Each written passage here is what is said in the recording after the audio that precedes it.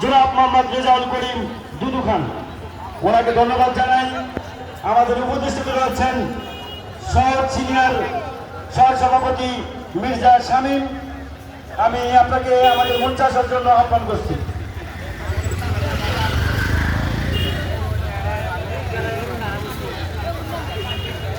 আমাদের এই টুর্নামেন্টের যে ধারাভাষ্যকার, যাকে দায়িত্ব দেওয়া হয়েছে, আমি মঞ্চে আসার জন্য আহ্বান করছি। আপনি আপনার জায়গাতে আসন গ্রহণ করুন।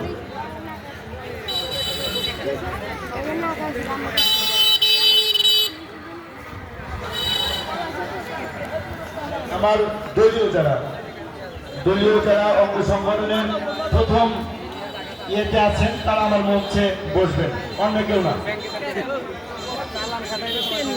গ্যালারিতে জায়গা রয়েছে, গ্যালারি পরিচালনা কমিটি আলাদাভাবে রয়েছে। যারা গ্যালারিতে জায়গা ইচ্ছুক, গ্যালারিতে বসবেন, তারা গ্যালারি টিকিট